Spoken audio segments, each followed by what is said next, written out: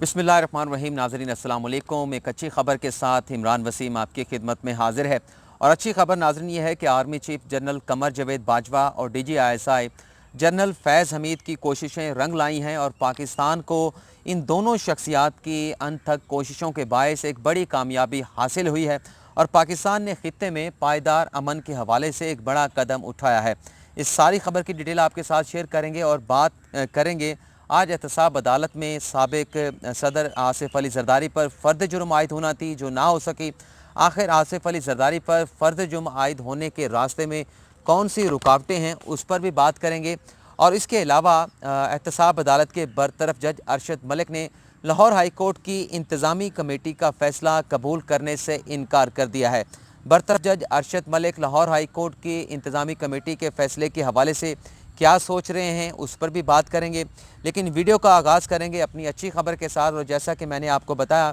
कि पाकिस्तान ने खित्ते में पायदार अमन के हवाले से बड़ा अहम कदम उठाया है और इसमें army chief general Qamar Javed Bajwa और DGISI जनरल फैज़ हमीद साहब ने बड़ा अहम किरदार अदा किया है। और अच्छी खबर नाज़रीन ये है कि अफ़गान अमन कौंसल के सरबराह अब्दुल्ला जल्द पाकिस्तान का दौरा करेंगे। और बज़ाहिर तो अब्दुल्ला को पाकिस्तान के दौरे की दावत, सरकारी दौरे की दावत पाकिस्तान के वज़ीर ख़ारजा शाह महमूद कुरैशी की जानिब से दी गई थी। लेकिन इस दौरे को मुमकिन बनाने के हवाले से army chief general Qamar Javed Bajwa और DGISI ने बड़ा अहम किरदार अदा किया है, जिस पर आगे चल के डिटेल के साथ मैं बात करूँगा। और नाज़रीन इस दौरे को इस हवाले से भी अहमियत दी जा रही है कि पिछले कुछ अरसे से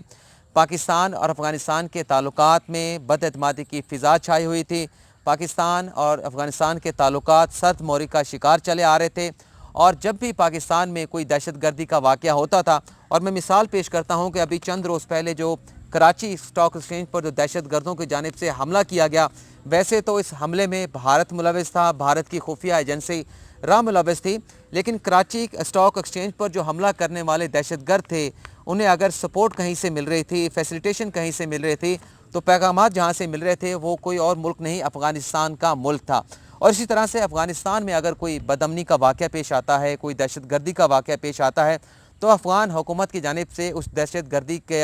इल्ज़ाम जो है वो बराह रास्त पाकिस्तान पर लगा दिया जाता है। तो इन हालात में इस दौरे को अब्दुल्ला के दौरे पाकिस्तान को बड़ी अहमियत जो है वो दी जा रही है। और नाज़रीन आपके सामने है, पिछले माह जून के महीने में 9 जून को army chief general Qamar Javed Bajwa ने अफ़गानिस्तान का दौरा किया था। और इस दौरे में army chief general Qamar Javed Bajwa ने अफ़गानिस्तान के जो सदर हैं अशरफ गनी, उनके साथ मुलाकात भी की थी, बड़ी डिटेल मुलाकात की गई थी। और अब्दुल्ला के साथ भी मुलाकात हुई थी। और army chief general Qamar Javed Bajwa के साथ इस दौरे में DGISI जनरल फैज़ हमीद भी मौजूद थे, वो भी दौरे में शामिल थे। और कहा यह जा रहा है कि ये जो बर्फ़ पिघली है, जो पाकिस्तान और अफ़गानिस्तान के ताल्लुकात में बदएतमादी की जो फ़िज़ा छाई हुई थी, ये बर्फ़ जो पिघली है ये army chief general Qamar Javed Bajwa और DGISI के गुज़िश्ता माह के दौरे के बाद ये तब्दीली सामने आई है। और इसमें जो पाकिस्तान के नुमाइंदा खसूसी हैं अफ़गानिस्तान के हवाले से, मोहम्मद सादिक ने भी एक सोशल मीडिया पर अपना बयान जारी किया है, जिसमें अब्दुल्ला के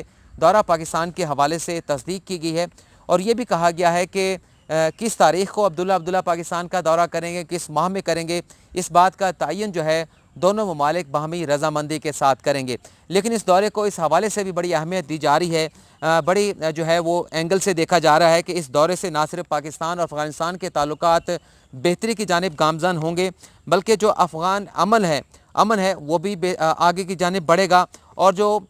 मुआहिदा हुआ है अमेरिका का अफ़गान तालिबान के साथ, जिसे अफ़गान पीस प्रोसेस भी कहते हैं, अफ़गान पीस प्रोसेस एग्रीमेंट कहते हैं,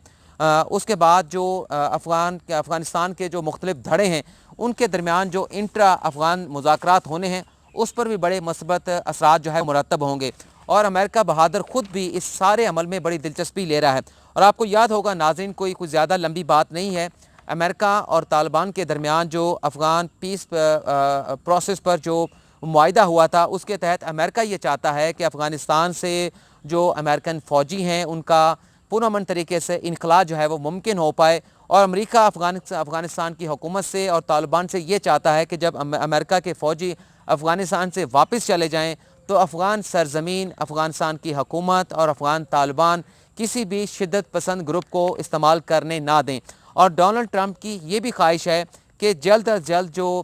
انٹرا افغان مذاکرات ہیں وہ بھی اپنے منطقی انجام کو پہنچیں، اور ڈونلڈ ٹرمپ کی یہ خواہش ہے کہ یہ مذاکرات جو ہیں انٹرا افغان مذاکرات امریکہ کے صدارتی انتخابات سے پہلے کسی حتمی نتیجے پر پہنچے۔ اور ناظرین، آپ کو یہ بھی یاد ہوگا کہ جو معاہدہ امریکہ کا طالبان کے ساتھ ہوا تھا، اس میں یہ بھی لکھا گیا تھا کہ جو طالبان قیدی ہیں انہیں بھی رہا کیا جائے گا، لیکن افغانستان کے جو صدر ہیں اشرف غنی نے طالبان قیدیوں کو رہا کرنے سے انکار کر دیا تھا، جس کے بعد ڈونلڈ ٹرمپ نے افغانستان کی جو مالی امداد ہے وہ بند کرنے کی دھمکی بھی دی تھی، افغانستان پر دباؤ بھی ڈالا تھا، جس کے بعد افغان صدر اشرف غنی طالبان کے جو قیدی تھے، جو حراست میں تھے امریکہ کی افغانستان کی حکومت میں، انہیں رہا کرنے کا انہوں نے فیصلہ کیا تھا۔ لیکن ناظرین، ڈونلڈ ٹرمپ یہ چاہتے ہیں کہ جو انٹرا افغان امن مذاکرات ہیں جو ایکسپیکٹ کیے جا رہے ہیں کہ بہت جلد جو ہے وہ قطر میں ہوں گے یا جرمنی ہوں گے، افغان صدر یہ چاہتے ہیں کہ یہ جلد از جلد اپنے منطقی انجام کو پہنچے، کیونکہ وہ اپنی جو پریزیڈنشل جو کمپین ہے نومبر میں جو انتخابات ہونے ہیں پریزیڈنٹ کے حوالے سے امریکہ میں، اس میں اس کا فائدہ اٹھانا چاہتے ہیں، اور اس کمپین میں لوگوں کو ووٹ حاصل کرنے کے لیے وہ یہ چاہتے ہیں کہ جلد از جلد جو فوجی ہیں، جو اس وقت افغانستان میں امریکن فوجی موجود ہیں، انہیں کسی نہ کسی طرح سے باہر نکالا جائے۔ لیکن پاکستان یہ خواہش رکھتا ہے کہ کسی بھی طرح سے اس میں جلد بازی کا مظاہرہ نہ کیا جائے۔ پاکستان یہ چاہتا ہے کہ سب سے پہلے جو انٹرا افغان مذاکرات ہیں افغانستان کے مختلف دھڑوں کے درمیان وہ کامیاب ہوں، اور اس کے بعد امریکی فوجیوں کا انخلاء جو ہے وہ شروع ہو افغانستان سے، کیونکہ پاکستان ان تمام چیزوں کو اس تناظر سے بھی دیکھ رہا ہے کہ اگر اس میں جلد بازی کا مظاہرہ کیا گیا تو افغانستان میں پھر وہی صورتحال ہوگی جب رشین فوجیں جو ہے وہ افغانستان سے واپس گئی تھیں، اور پھر افغانستان میں جو ہے وہ بدامنی کا ایک طویل دورہ جو ہے وہ شروع ہوا تھا۔ تو پاکستان ان سارے معاملات کو اس تناظر میں بھی دیکھ رہا ہے۔ تو یہ تھی اچھی خبر جو میں نے آپ کے ساتھ شیئر کی کہ جلد عبداللہ افغان امن کونسل کے جو سربراہ ہے وہ پاکستان کا دورہ کریں گے۔ اب ہم بات کر لیتے ہیں، آج احتساب عدالت میں سابق صدر آصف علی زرداری پر فرد جرم عائد ہونا تھی۔ رجسٹرار احتساب عدالت کی جانب سے نیب کو ڈائریکشن جاری کی گئی تھی کہ آج ہر حال میں آصف علی زرداری پر فرد جرم عائد کی جائے گی، اور اس حوالے سے ویڈیو لنک کے تمام انتظامات مکمل کیے جائیں جو نیب کی جانب سے مکمل کر لیے گئے تھے۔ لیکن آج آصف علی زرداری کے وکیل فاروق ایچ نائک کی جانب سے ایک درخواست احتساب عدالت میں دائر کی گئی، جس میں یہ کہا گیا کہ فرد جرم تو آصف علی زرداری پر تب جو ہے وہ عائد کی جائے گی جب اس ریفرنس کے حوالے سے، فیک اکاؤنٹ ریفرنس کے حوالے سے تمام ریکارڈ، تمام مواد، تمام دستاویزات جو ہیں وہ ہمارے حوالے کیے جائیں گے، ہمارے سپورٹ کر دیے جائیں گے۔ ابھی تک فاروق ایچ نائک نے یہ کہا کہ اس فیک اکاؤنٹ کے ریفرنس کے حوالے سے تمام ڈاکومنٹس، دستاویزات ہمارے حوالے نہیں کی گئی، اور جب تک یہ پروسیس مکمل نہیں ہوتا سابق صدر آصف علی زرداری پر فرد جرم عائد نہیں ہو سکتے۔ اس درخواست کی نیب کی جانب سے مخالفت بھی کی گئی، لیکن احتساب عدالت کے جج کی جانب سے، آصف علی زرداری کے وکیل کی جانب سے دائر کی گئی اس درخواست پر نیب سے جواب بھی طلب کیا گیا ہے، نیب کو نوٹس بھی جاری کیا گیا ہے۔ اور ناظرین، 1 سال پہلے یہ فیک اکاؤنٹ کا ریفرنس جو ہے وہ آصف علی زرداری کے خلاف دائر کیا گیا تھا، اور 1 سال سے آصف علی زرداری پر فرد جرم عائد نہ ہو سکی، اور فرد جرم عائد ہونے میں رکاوٹیں اس لیے کھڑی کی جا رہی ہیں کہ جب فرد جرم عائد ہو جائے گی تو ٹرائل کا، فیک اکاؤنٹ کے ٹرائل کا باقاعدہ احتساب عدالت میں اس کا آغاز ہو جائے گا۔ تو لگتا یہ ہے کہ نہیں چاہتے سابق صدر آصف علی زرداری اور ان کی لیگل ٹیم کہ اس مقدمے کا، اس ریفرنس کا ٹرائل کا باقاعدہ آغاز ہو۔ اب ہم بات کرتے ہیں کہ احتساب عدالت کے برطرف جج ارشد ملک، جنہیں لاہور ہائی کورٹ کی انتظامی کمیٹی کی جانب سے برطرف کر دیا گیا تھا، انہوں نے لاہور ہائی کورٹ کی انتظامی کمیٹی کا فیصلہ قبول کرنے سے انکار کر دیا ہے۔ برطرف جج ارشد ملک نے برطرفی کے اس فیصلے کے حوالے سے اپنے جو کلیگ ججز ہیں ان کے ساتھ مشاورت بھی کی ہے، وکلاء کے ساتھ بھی مشاورت کی ہے، اور یہ فیصلہ کیا ہے کہ جب ان کی برطرفی کا نوٹیفیکیشن لاہور ہائی کورٹ کی جانب سے جاری کر دیا جائے گا تو وہ اس فیصلے کو فیڈرل سروسز ٹریبونل میں چیلنج کریں گے۔ اور اس میں یہ بات بھی سامنے آئی ہے کہ اگر فیڈرل سروسز ٹریبونل سے انہیں کوئی ریلیف نہ ملا تو پھر وہ سپریم کورٹ آف پاکستان میں اس معاملے پر درخواست دائر کریں گے۔ یہ تو تھی ناظرین آج کی ہماری خبریں، لیکن نون لیگ کے سپورٹرز کے حوالے سے بھی چھوٹی سی خبر ہے۔ جب میں مائنس عمران خان کے حوالے سے خبروں کی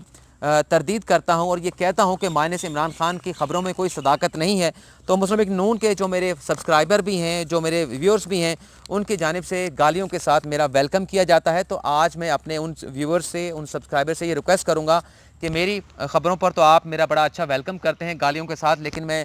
بھائی کہہ کر آپ کو دوبارہ جو ہے وہ مخاطب کرتا ہوں۔ آپ خود اپنے لیڈروں کے جواب دیکھ لیں۔ مسلم لیگ نواز کے جو شاہد خاقان عباسی صاحب ہیں، آج بھی انہوں نے کہا کہ ہمیں -1 قبول نہیں ہے، بلکہ ہمیں عمران خان کی حکومت قبول ہوگی۔ اور اسی طرح سے آج رانا ثناء اللہ کا بھی یہی بیان ہے کہ ہمیں عمران خان قبول نہیں ہے۔ تو ہم آپ کو یہی کہتے ہیں کہ عمران خان کی خبروں میں کوئی صداقت نہیں ہے۔ آپ کے لیڈران بھی یہی کہہ رہے ہیں۔ اگر میں یہ خبر آپ کو اپنے ویڈیو میں دے دیتا ہوں تو پھر میرے خیال سے آپ کا جو رویہ میرے ساتھ ہوتا ہے وہ مناسب نہیں ہے۔ اور جہاں تک مطالبہ ہے مسلم لیگ نواز کے رہنماؤں کا کہ حکومت کا خاتمہ ہونا چاہیے، نئے انتخابات ہونے چاہیے، تو نئے انتخابات کے لیے ایک ہی راستہ ہے، یا تو وزیر اعظم عمران خان جو ہے وہ اسمبلیاں تحلیل کرنے کے لیے جو ہے وہ سمری صدر مملکت کو بھجوائیں اور قومی اسمبلی تحلیل کی جائے، اس کے بعد ہی انتخابات ہو سکتے ہیں۔ اس کے علاوہ راستہ جو ہے وہ عدم اعتماد کا ہے۔ لیکن عدم اعتماد کے حوالے سے بھی ہمیں